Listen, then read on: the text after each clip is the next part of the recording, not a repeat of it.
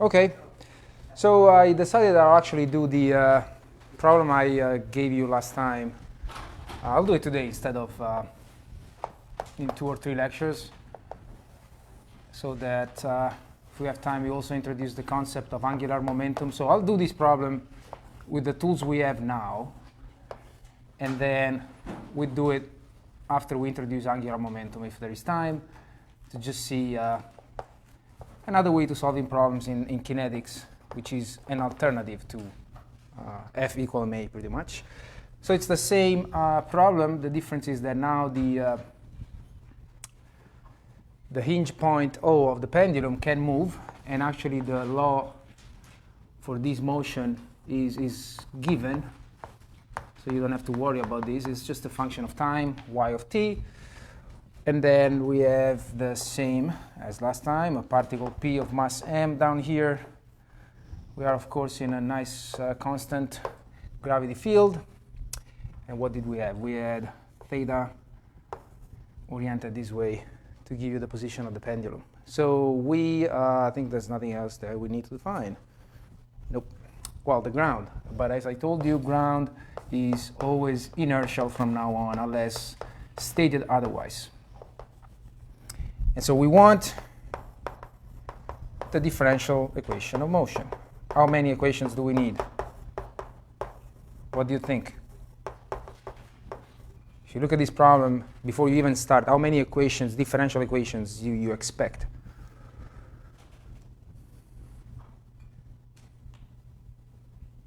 How many did we have last time with one pendulum, simple pendulum? One differential equation, right? How many do you expect here? One. Y of t is given. So I'm giving this to you. This could be 3t, sine of omega t, whatever. It's a known quantity. So if someone else is giving you that, the only thing you need to add is the orientation of the massless rod, and you're done. So you really need just an equation, again, in terms of theta. That's all we need to have. So it's good to think about these things before digging into the algebra of solving the problems. It's good to know what you should expect, and before you start. And what else? Well, you think also about the reference frames. That's the first thing. We still need 2 here because I see a rotation. If this was a linear translational problem, we would have just 1 reference frame. But every time we talk about rotations, we need 2. And so the same as last time, maybe I can fit them in here. We have G as the ground. That's fine. Let's define the coordinate system for the ground. I want to say origin at O when t equals 0, for example. And we said, let's start being a little intelligent about choosing the axis here. What we done last time, I believe we had EX pointing down. Did we call it EX, EY? I don't know. Let's say that the EX is along OP when theta equals 0. I need to say anything else. Then EZ, look at the direction of the angle. It's counterclockwise, so we said, well, it's probably convenient to have it out of the page, because that will give me an omega which is positive on the EZ axis. Again, it's perfectly fine if you do it the other way, but why? Why would you do it that way? And then EY is, what is EY? EZ crossed with EX. Okay, nothing new here. So as I've done last time, let me move G on the other side, so I can draw my little picture here. EX going down, EZ is coming out of the page, EY is pointing this way. Fine. Then we have the what do we call this? The arm. So the other reference frame is A, the arm. And we're doing this exactly the same thing. Origin at O, ER along OP. We use the axis where the rotation is occurring, so big EZ and small and little EZ are the same. And then E theta is what? EZ crossed with ER, right?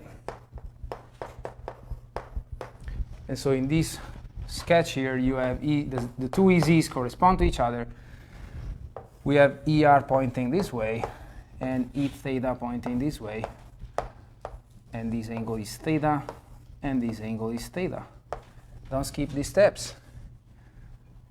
If you do, you make a mistake here, as we've seen, at least once, you have to go back and redo it all over again. So it's worth spending some time here.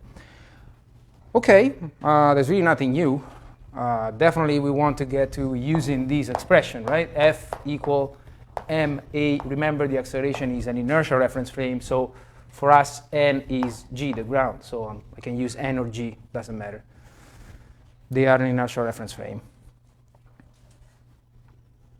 How would you do this now? Now I change. The only thing that I change is that point is moving with a given function. How do you want to start? We don't need this anymore, right? We always start from the right-hand side of this equation, which is the kinematics part. I need to find the acceleration. So definitely I go through position, velocity, and then acceleration. OK, someone gets me started here, because at this point you really should cruise through this part, at least the kinematics part.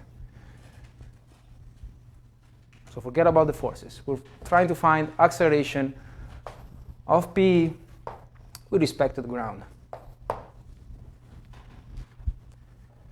And when I ask you questions, it's not because there is a trick behind it.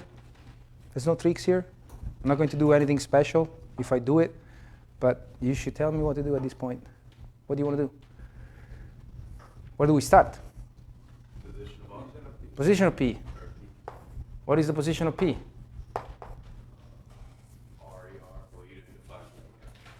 I did define everything. Oh, yeah, well, yeah, let's call this L. I think we did it last time. We called it L.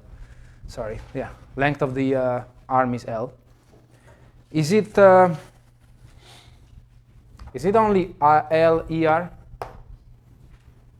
In the coordinate system attached to the arm, yes. But this is what I want. And now they have two different origins, right? I mean, it looks like it's the same right there, but for the ground reference frame, O is a fixed point with respect to the ground. So if basically t equals 0 corresponds to this position for the color here, this is your reference point for the ground, and it stays there. And the other reference origin of the other coordinate system is actually moving with respect to that. So this is OK as seen by an observer fixed to the arm, but it's not really the position of. So this basically, if I do this, this is RP with respect to O. I don't know. We call them both O, but this is O fixed to A. So I want to say that there is one piece missing here, right? Y, E, Y. Because I'm giving you that point is actually moving. And remember, I want these. Is this clear?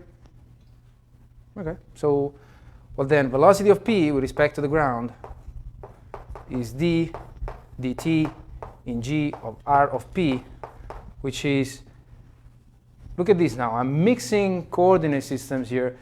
This coordinate system is fixed to the ground. So I can take this part and just do the derivative of the y function, y dot ey. And I'm done with this part. For that one, maybe I want to do the transport theorem. So d dt in A, L er plus omega ag crossed with L er. Why? Because this part of the vector rp, so let me remove this, is not true anymore. This part of the vector rp is expressed in a coordinate system which is fixed to the arm. So for that portion, I can do the transport theorem. It's probably a good idea. So this is y dot ey. What is the rate of change of L er in A? That's a 0. Agreed? Plus theta dot big EZ. Well, probably not a good idea to do it with big EZ, even though it's the same as little EZ, but just to be consistent, little EZ cross with L ER, which gives me y dot EY plus, what is EZ cross with ER? That's E theta, L theta dot E theta. Good, leave it like that. Acceleration of P. Do we all feel comfortable doing this at this point? If you don't, you should tell me. You should solve more problems. Okay, so same approach. This is the rate of change in G of Vp in G. Same story. First component of that vector is in a coordinate system, expressed in a coordinate system fixed with G. So I can just compute y double dot EY. The second one, I probably want to do the transport theorem again. You have to change coordinate. Nope. I don't want to. That's the point. If I don't want to, I do the transport theorem for the second part, as I've done here.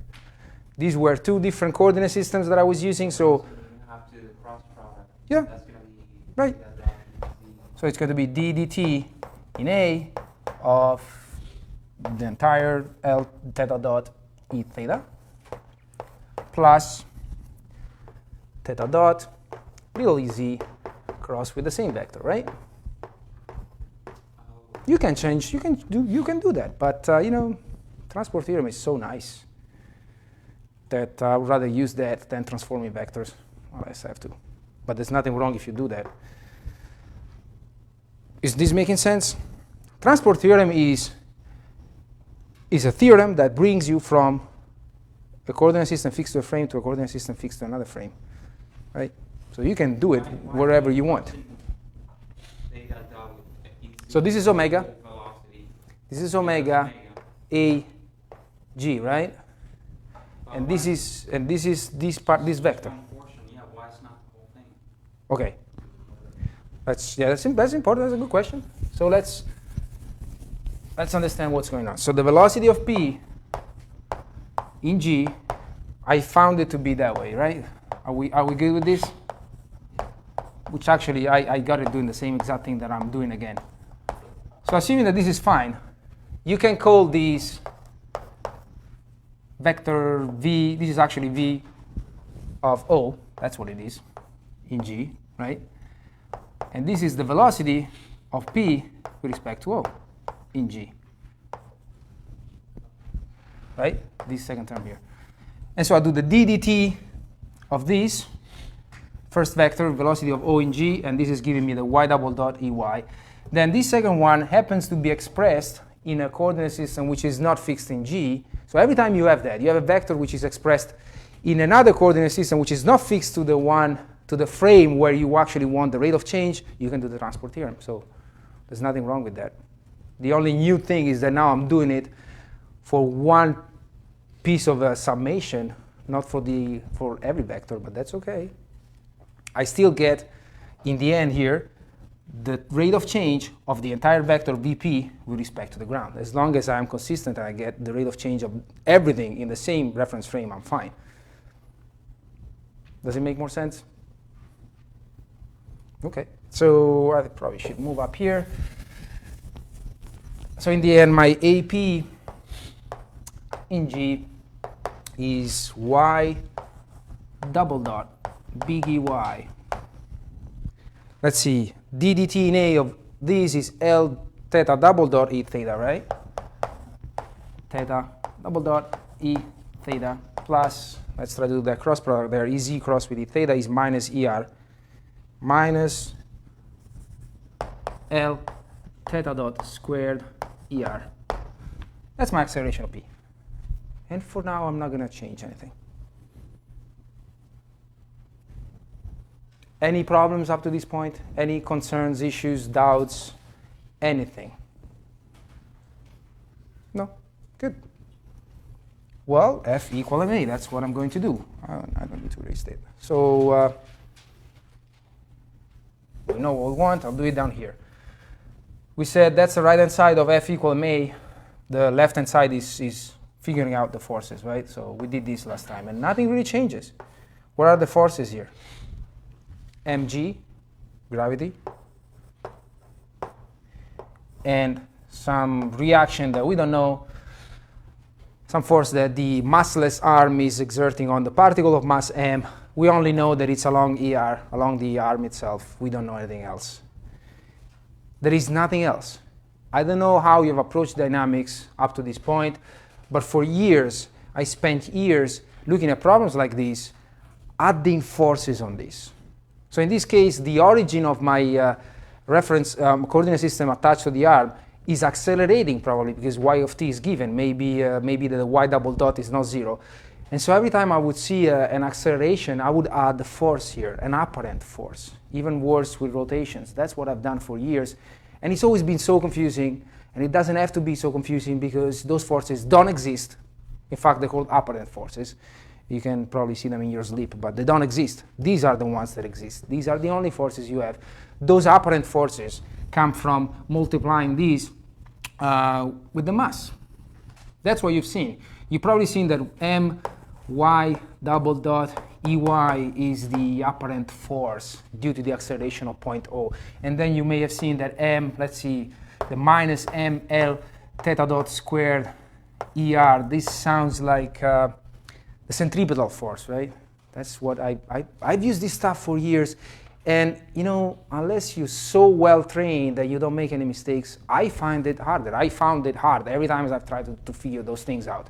That there were more forces just because I was sitting in a reference frame that is not inertial. Well, the fact that that is not inertial is already here. So who cares about other forces? You don't have to care about those forces. It's so much easier. Kinematics takes care of motion. That's it. That's where it goes. The rest is just the real forces that act on the body, on the particles, whatever that is. So yeah, life doesn't need to be so complicated after all. Okay, so well, that's what I have, and we did it already, so I'm going to do it again. F is mg plus r, and we said that this is what is it? mg ex, right? Plus r er. Once again, don't bother putting minuses or signs or anything else on forces that you don't really know which way they're pointing. The minuses will come up if they need to. And so this is what I have. My equation of motion in vector form for now is mg ex plus r er equals, so this is the F side, right?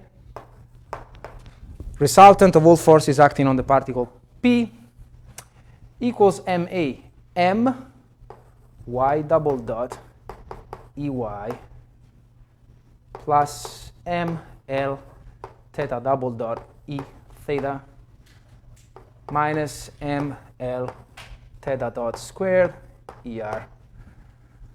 Okay, so this is ma.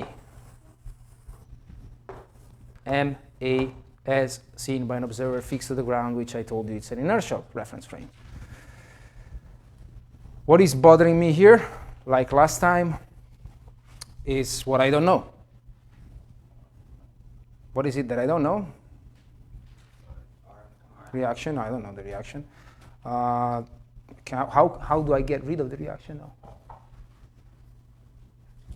You can do it in several ways.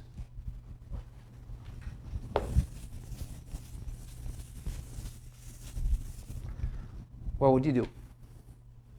I really want an equation where I only see theta double dot, theta dot, theta. Remember, this is a given. So if this shows up, it's just, you can treat it as, you know, it's given. It's a function. That is known. G is known. It's the way it's written now, it's a constant, right?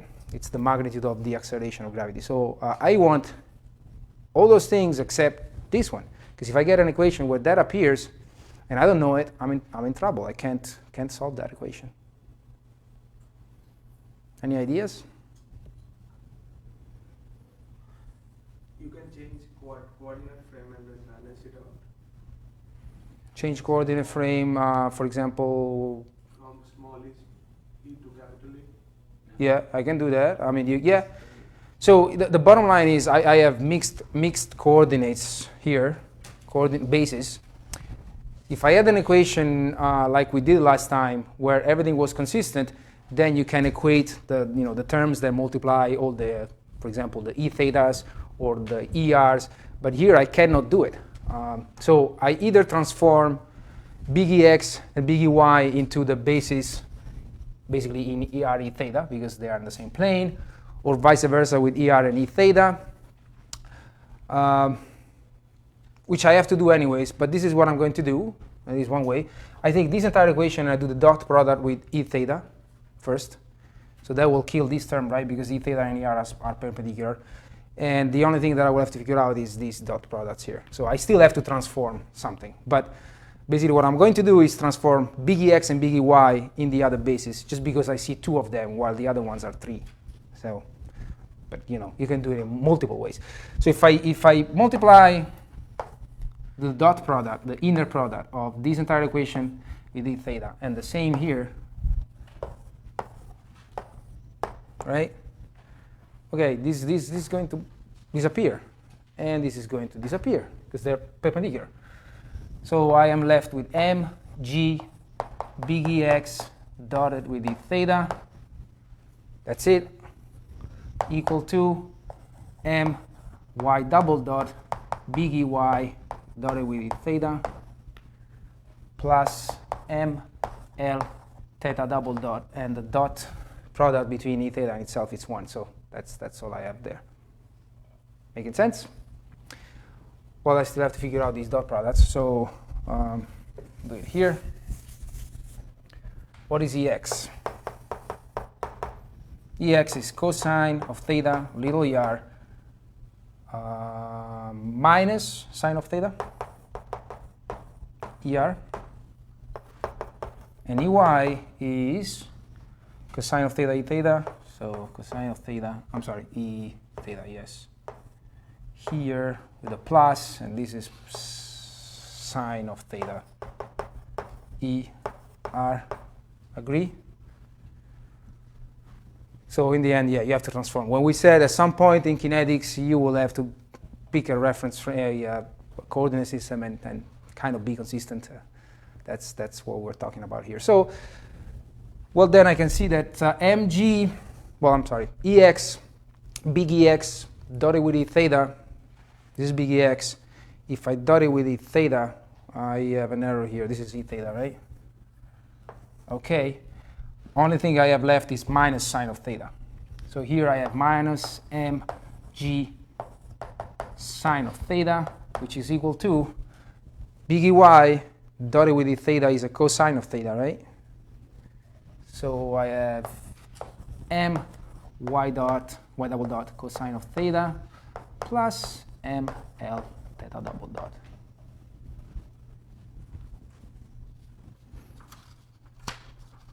Does it make sense? That's my equation.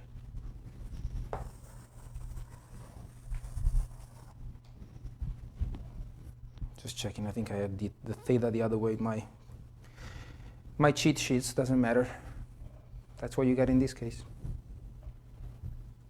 That's it. This is my differential equation of motion. This is an equation that I can solve numerically or whatever it is that you want to do. This is not a class about solving differential equations. It's a class about getting differential equations. Theta, y double dot is known. Everything is known here. You can attack this equation, right? You cancel the M too. You can cancel the m. You can do whatever you want. Yeah. Okay. So, was it hard? Was it easy? Was it making sense? You don't have to create things that don't exist. You solve the kinematics part first. Then you focus about the forces. Okay, so if there's no questions about this one, there's other ways to address problems like this where you have a point which is origin of a coordinate system which is non-inertially fixed, and that's by using the angular momentum which we're going to define. Now, one thing that it's important to understand, what I'm going to do is a derivation, is a definition of a vector and derivation of a final result, which is not a law. F equal ma is a law. Ma in n is a law. It's a given. We agree that that works up to certain speeds. And what I'm going to do is just derive an expression which may make solutions of problems like these a little easier. But unless I tell you to use angular momentum, you can still solve problems like this. But it's important to have it. We use angular momentum for orbits of satellites. That approach is used for many, many problems. And we'll redo this problem with that if we have time. But before I have to define it. So let me write the differential equation here because I want to compare it with what I will get at some point doing it with angular momentum minus mg sine of theta equal to my double dot sine of theta plus ml theta double dot. This is what I had using f equal ma. Good. Erase this.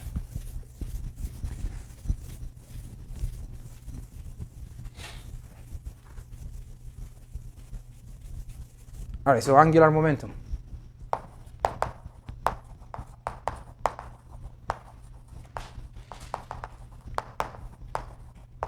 Of a particle. Okay, so we have the following things going on. We have a particle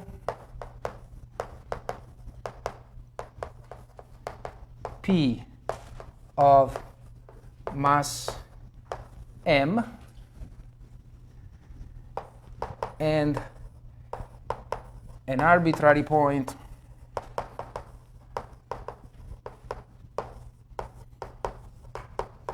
q. This is the definition, angular momentum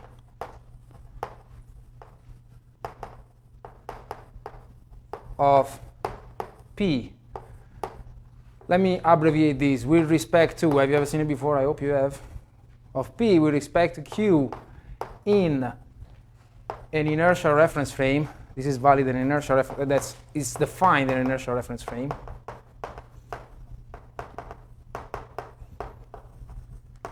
Which, as we said, we call N, is H with respect to Q in N is defined as Rp minus Rq cross with M, velocity of P with respect to the inertial observer minus the velocity of Q with respect to the inertial observer. That's how it's defined. And you can start looking at that problem and guess what we're going to do with this. I have a particle P of mass m, and then for some reason I introduce a point Q that can also move. That sounds quite familiar, right? That's what we've done. So this is quite useful again, as we'll see, when you have some reference points that are not inertially fixed. Okay, this is also written the same way by dropping P. So it's assumed that we know we're looking at a particle P of mass m, and Q is just another point in 3D Euclidean space. Okay, this is a definition. Just to be completely accurate here, in some cases you may see these expressed as R minus RQ cross with M, just VP.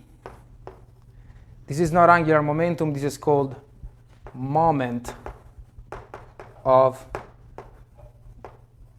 momentum. My writing is getting worse. Okay.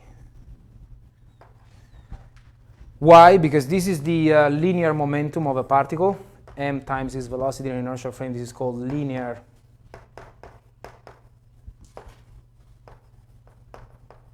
momentum. And just as a side definition, the moment of a vector, let's call it B, is given as exactly that expression, R minus RQ B, of course with respect to a point, with respect to Q, is R minus RQ cross with that vector. So that's why that's called moment of momentum, because it's the moment of this vector mvp in n, which is called linear momentum. The reason why I'm telling you this is because you may see these used instead of these. I think we should definitely stick with this one. That's what we're going to do. the actual angular momentum, because that includes the velocity of q, and that's the most useful. But I'm warning you that some people start solving problems and start with these, and then they mix it with these, they forget the velocity of q, etc., so things become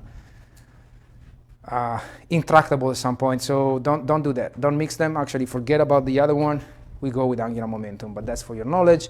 And I really wanted to define the moment of a vector here because we use it in a second. Okay, that's what it is. I guess there's really no questions about the definition. That's a vector I'm just giving you. So in this class, what it is that we do all the time. We take derivatives, rates of change. So I'm going to take the rate of change of that vector, just for fun. That will actually give me the result that I will use for solving the same problem. And again, it's a derived result, it's not a law.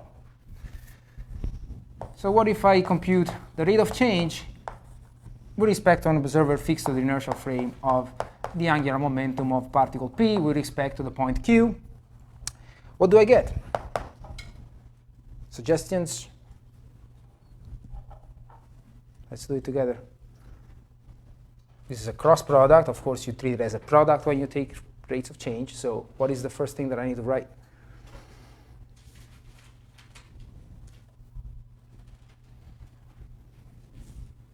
Ideas? There's nothing special here going on. Maybe the derivative of the difference plus the second. So what is so let's start with that. What is the derivative of this? What is the rate of change ddt in n of rp minus rq? It's the difference between the velocities, right? Velocity of p in n minus the velocity of p of q. I'm sorry, of q in n. Fine. Cross with the second, right?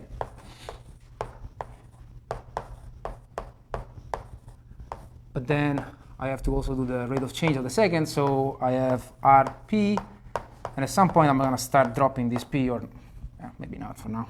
Cross with m a p in n minus aq in n, right? Okay. What do we observe here? What do you think this is? Top one? This is 0, right? Crossing Vp minus Vq with itself, except the constant m, which can go outside, of course, of the cross product.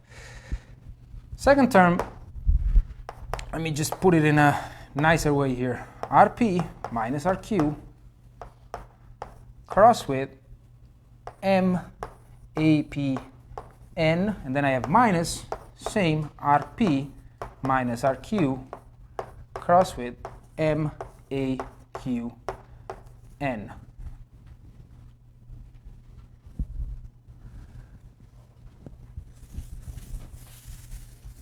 Any observations we want to make about this?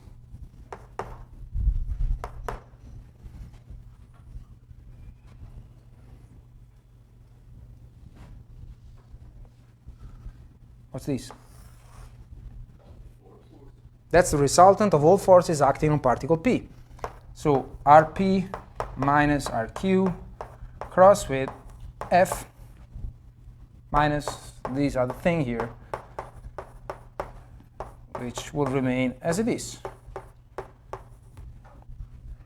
Well, look at the definition of moment of a vector. That's the moment of all forces acting on Q, on P with respect to Q. So I'm going to call that vector M with respect to Q minus Rp minus Rq cross with M A Q N. That's our final result. So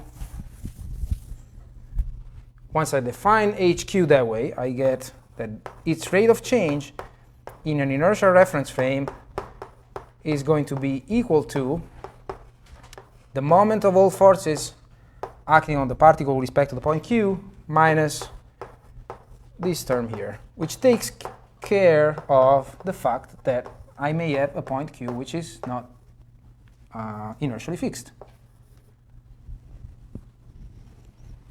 This is not a law. This is a consequence. I use the law of one of the laws of mechanics here by just saying that this is the force.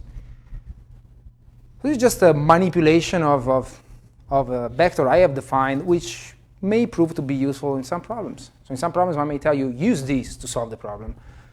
Or it may just make your life easier, as we'll try to do now. OK. What letters does that make? Q? M. M, yeah. Yep. Moment of forces with respect to the point Q. OK, well, let's do it. Let's define the angular momentum of that particle with respect to point O in this case. See what we get.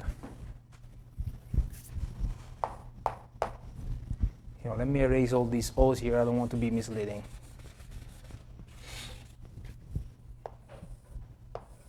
OK. OK, HO with respect to the ground. So this is my moving point, generic arbitrary point that I picked to compute the angular momentum. Oh, and this is an inertial reference frame, is G. OK, what is this? Well, I'm going to write the definition again. Rp minus Ro cross with M V P in G minus V O in G. Let's plug in some vectors here. What is Rp minus Ro? Right? From O to P. L little er. And now, I hope I have it in my notes, or you guys tell me what it was, because we just computed it. Velocity of, velocity of P and O. OK, so that's cross M. Vp was y dot pgy plus L theta dot E theta, right? Is that what you have? Good. Minus, what is the velocity of O? Nice, that goes away. I like when things go away. OK, so this is L M little er cross with, well, actually, L squared M theta dot. I'm just putting all constants outside. So this is little er cross with the little e theta. So this is M L squared theta dot Ez, right? That's it. That's my H. So I take its rate of change. That's what I have to do to apply this one. And I put it on one side. The d dt in G of H, O, and G is, how would you do this? Rate of change. Think. Look at the. Well, I've erased how I define the reference frames and coordinate systems, but as I said, each step you take doesn't need to be extremely complicated unless it's really needed. I want the rate of change of this vector here with respect to an observer which is fixed to the ground. Transport theorem. Do I really need to use it? Easy, big EZ and little EZ, they're fixed with the ground. So, yeah, it may save you those couple of more seconds, to look at things. I mean, and it's easy to forget, you see a small e that was attached to the arm, so yeah, that's probably transport theorem. But in this case, that axis is actually common. So I just do the following. ML squared theta double dot little z, done. That's nice. So I figured out the left-hand side. Now, moment of the forces. M with respect to O. This is defined as Rp minus Rq cross with forces we had, which were mg, what is that, big Ex plus R little er. And we just said that RP minus RQ is LER. Any problems? Everything good? Okay. LER cross with, well, let's save some time. Doing ER cross with ER is going to be 0, so I just have to care about M, G, big EX. So that's that, and this is part of the beauty of angular momentum. In this case, ER is already gone. RER, the reaction, is already gone when I compute the moment. I will not see it anymore from this point on. So you can see how it may be useful already. So let's do it. Can you tell me what big EX was? Because I don't have it. So this is M. M. Cosine of theta ER minus sine of theta E theta. So this is going to give me MGL is correct. This goes away. ER cross with E theta is EZ with a minus MGL sine of theta EZ.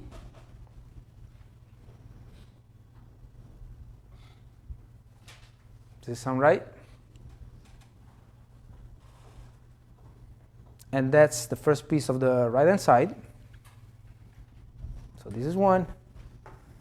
This is 2.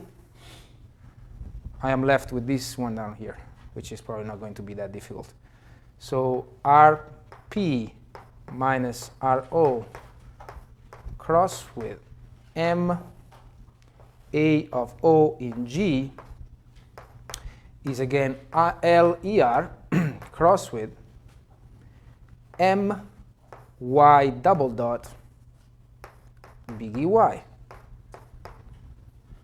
which you guys may want to tell me again what it is. M L Y double dot can go out here. Little ER cross with, what is it, big EY? I don't remember. Well, I can figure it out. I'm sorry? Sine theta ER. Sine theta ER plus cosine theta E theta. Can actually figure it out by just looking at that, but thank you. Okay, so ER cross with ER 0, ER cross with E theta is EZ, M L Y double dot EZ, right? Cosine of theta EZ.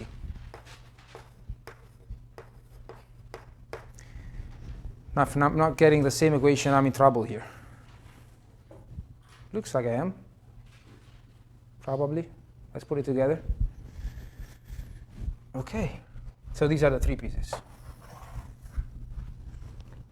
Let me just put them down here.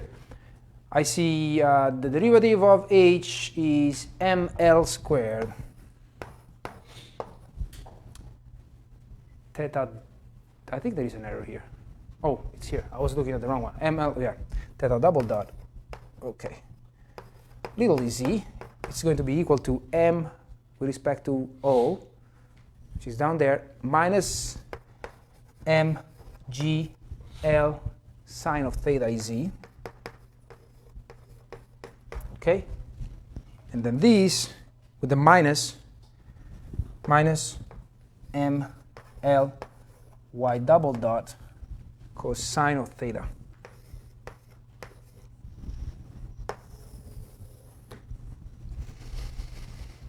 Okay.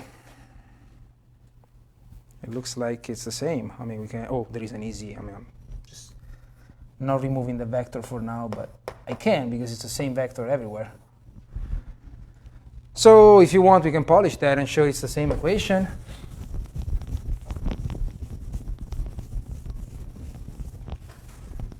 Let's just put it in the same form. So that goes on the left-hand side, change the sign. So you definitely get mg sine of theta. If I put it on the other side, then I change sign again. And yes, here I get m l theta double dot, that's it, plus m y double dot cosine of theta. Looks the same. What was the difference? I've just used the derived result that comes. I'm using a g. No, the second part is m g y double. Wait. No, that's right. No, I just moved. So, I'm sorry. I moved these on the left-hand side and changed the sign, and then I moved that on the right-hand side and changed the sign. So, just to make it look like that one, which it does, and simplified 1L. Did I make any mistakes? Doesn't look like. That's right. Okay, so this is obtained by using, as I said, a derived result. I define a vector h, which is used in many problems where you have a point which is non-inertially fixed, and it may simplify your life because, as you see in this case, at the moment you compute the moment of forces, and I picked that on purpose because the r goes through that point, I know already that it will go to 0. So when you start solving problems with this approach, which is an alternative to F equal ma, is not something else. It's not, I'm not just giving you more stuff that you can use in parallel. This is just an alternative. You can just forget about this and do F equal ma, and that's fine, unless I tell you to use the angular momentum. But with the angular momentum, what it will end up happening is that once you have all these forces that you really don't want to figure out, like reaction in this case, well, you start picking points where you know that the moment of those forces will go to 0. That's what we do all the time. Satellites going around the planet, they have a force that is an attraction force which goes towards the center of the planet. Guess what is the moment of that force with respect to the center is 0. That's angular momentum is used and abused in orbital mechanics and many other problems. So again, it is not more information. It is just an alternative to F equal ma, where you have non-inertially fixed points, and or when you figure out with experience solving problems that you may get rid of the unknown forces because they may just point to one point, O in this case, which never changes. So you can just get rid of them in computing m of q. So it's a very nice and powerful tool, and I think that's unless there are any questions, concerns, this is it for today.